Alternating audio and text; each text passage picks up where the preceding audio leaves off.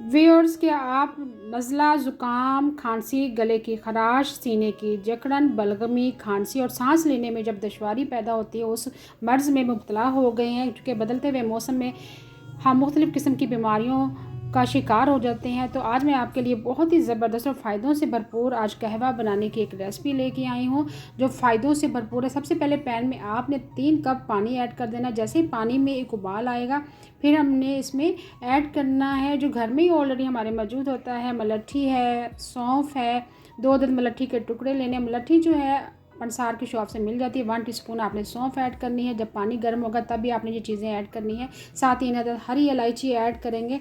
खांसी, फ्लू, ज़ुकाम, सर दर्द, फेफड़े में जो जमा हुआ बलगम बन जाता है, तो जमी हुई जो बलगम होती है वो ख़त्म नहीं होती है, तो उसको दूर करने के लिए ये बेहतरीन कहवा है। साथ ही आपने चीनी ऐड कर देनी। अगर आपके पास शहद मौजूद है तो आप आखिर में शहद भी ऐड कर सकते हैं। 2 टीस्पून भरकर आपने शहद ऐड करना है।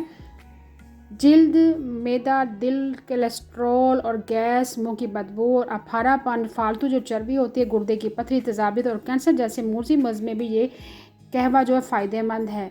अगर आप इसका मसलसल इस्तेमाल रखेंगे तो यकीन करें बदलते हुए मौसम में जो हम नज़ला, ज़ुकाम और बलगमी, खांसी का शिकार हो जाते हैं, गले की खराश हो जाती है, खांसी होती है और हलक जो होता है वो अक्सर खुश्क रहता है और हमारे हाजमे का निज़ाम जो है वो भी बिगड़ जाता है और चीज़ें जल्दी हज़म नहीं होती। उस सूरत में आपने इस कहवे का इस्तेमाल रखना है।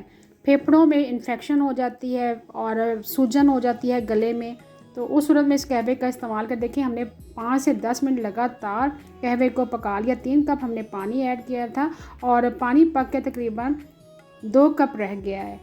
व्यूअर्स, अगर आप नज़ला, ज़ुकाम, खांसी, गले की खराश और फेफड़ों की इन्फेक्शन से बचना चाहते हैं तो इस कहवे का सुबह और शाम लाजमी इसका इस्तेमाल करें। Thanks for watching. अल्लाह हाफिज़।